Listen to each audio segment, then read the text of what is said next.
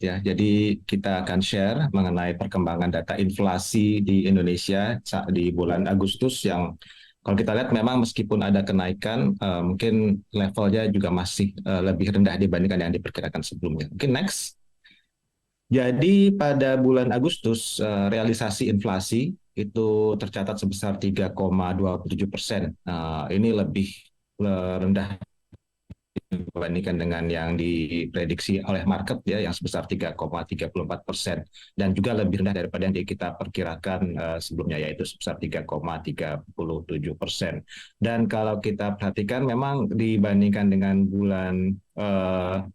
bulan Juli itu ada peningkatan. Jadi memang ini yang pertama disebabkan oleh karena adanya efek low base di bulan Agustus 2022 lalu.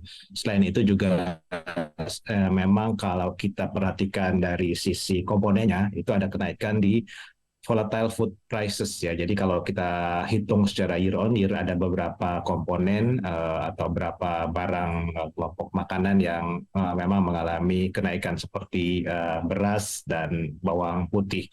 Sehingga kalau secara year on year memang dibandingkan dengan bulan Juli ada kenaikan. Namun kalau kita perhatikan perkembangan inflasi itu memang masih tetap cukup stabil ya, dan kita cukup yakin bahwa di bulan September mendatang itu levelnya itu bisa akan mengalami penurunan signifikan ya karena adanya efek base year, high base year ya setelah di bulan September 2022 itu pemerintah menaikkan harga BBM. Jadi mungkin di bulan September 2023 ini kita perkirakan bisa angkanya bisa lebih rendah lebih rendah dari 3% atau berada di bawah 3% di bulan September. Next.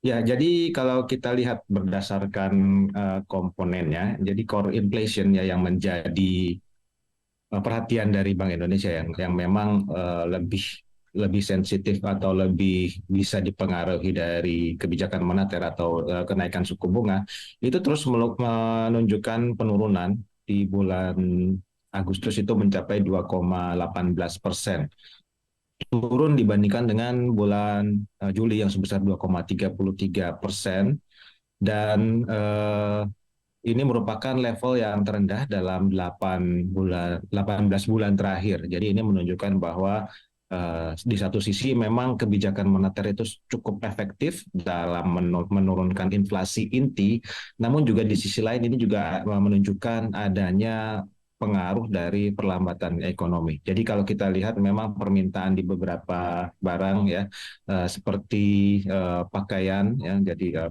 pakaian dan sepatu, kemudian permintaan di kelompok barang perumahan, air dan listrik, dan juga bahan bakar di sektor housing itu mengalami penurunan ya. Kalau kita lihat trennya dalam sekitar setahun terakhir. Next.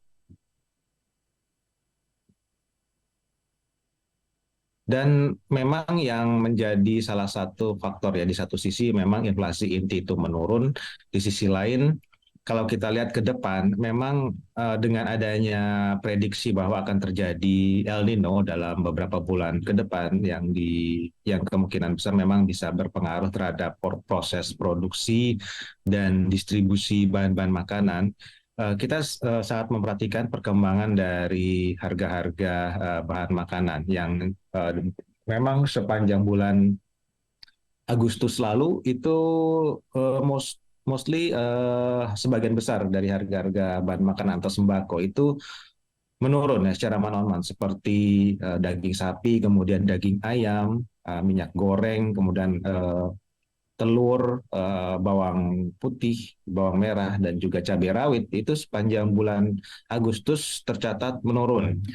Dan ada beberapa memang kalau kita lihat cabai merah dan beras itu masih mengalami kenaikan di bulan Maret ya. Jadi memang salah satu yang harus diperhatikan oleh pemerintah ini adalah kenaikan dari harga beras karena harga beras sendiri secara year on year itu menyumbang atau tercatat mengalami kenaikan hampir 16% secara year on year, dan juga bawang putih.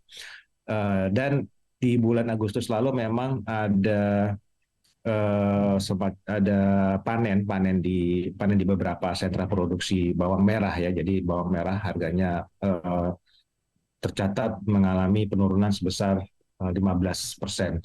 Jadi memang kalau kita lihat ya, di satu sisi inflasi inti cukup terkendali dan trennya itu terus menurun. Namun ke depan memang yang menjadi perhatian kami itu adalah dari sisi volatile food ya yang sepertinya harganya cukup bergejolak dan ada risiko gangguan dari kondisi cuaca dan kita lihat memang pemerintah harus melakukan berbagai kebijakan ya. Jadi memang harus memastikan tingkat ketersediaan bahan makanan, mungkin harus melakukan kegiatan atau intervensi pasar dan juga memang pemerintah juga saat ini juga menyediakan anggaran untuk penanganan inflasi untuk mengendalikan inflasi tahun ini itu tercatat nilainya sebesar 100 hampir 127 triliun ya. Jadi untuk menangani risiko inflasi ke depan. Next. Jadi memang Indonesia itu merupakan salah satu yang paling sukses dalam penanganan inflasi ya. Jadi inflasi terutama dari inflasi inti yang bisa diatasi dengan kenaikan suku bunga itu bisa dapat diturunkan ya. Ini kondisinya sedikit berbeda, banyak berbeda dibandingkan dengan negara-negara lainnya di mana negara-negara seperti terutama di negara maju ya di Amerika Serikat, Inggris, kemudian Eropa itu setelah mereka menaikkan suku bunga secara sangat agresif, ini inflasi intinya masih tercatat cukup cukup masih tercatat cukup tinggi sehingga kemungkinan memang bank sentral di negara-negara tersebut belum akan selesai dalam menaikkan suku bunga meskipun mungkin The Fed banyak ekspektasi bahwa September ini akan pause ya atau belum akan menaikkan bunga namun ekspektasi atau kemungkinan spekulasi yang kita lihat di market itu ada kemungkinan mereka menaikkan di bulan November. Sementara untuk Indonesia dengan inflasi yang terkendali, terutama dari inflasi inti, memang eh, kemungkinan belum tidak akan menaikkan suku bunga lagi ya. Jadi Bank Indonesia juga sudah sangat jelas dalam amplisinya bahwa kenaikan sebesar 225 basis point sampai dengan bulan Januari lalu itu memadai. Dan memang ada dengan terjadinya volatilitas nilai tukar, mungkin ada spekulasi atau ada pendapat yang menyebutkan bahwa BI mungkin harus menaikkan suku bunga apalagi dengan adanya kemungkinan The Fed itu menaikkan suku bunga sampai dengan 5,75% atau bahkan sampai dengan 6%. Namun menurut kami volatilitasnya itu masih hanya bersifat sementara ya begitu perekonomian Amerika Serikat sudah menunjukkan perlambatan seperti kemarin tingkat penganggurannya itu sudah mengalami kenaikan. Kemungkinan memang kalau kita perkirakan The Fed masih bisa menaikkan mungkin paling banyak satu kali lagi ke 5,75%. Dan hal ini sepertinya BI meskipun The Fed menaikkan sampai 5,75 ataupun 6%, BI sudah memberi sinyal cukup jelas ya bahwa mereka sepertinya lebih akan melakukan kebijakan dari intervensi market ya. Next.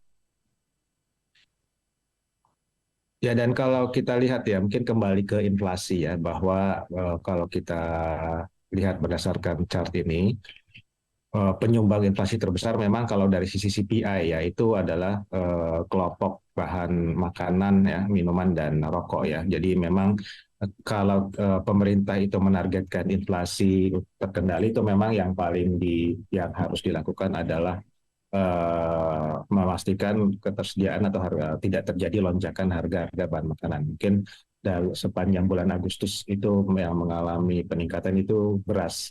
Jadi dengan adanya kembali lagi dengan adanya kemungkinan terjadi El Nino ya, pemerintah harus memastikan ketersediaan seluruh bahan-bahan makanan baik beras, cabai merah, cabai rawit, bawang merah, bawang putih dan lain-lain. Jadi memang secara umum kalau kita lihat eh, kesuksesan Indonesia dalam menangani inflasi itu adalah kerjasama dan koordinasi yang erat antara pemerintah dan juga Bank Indonesia dan eh,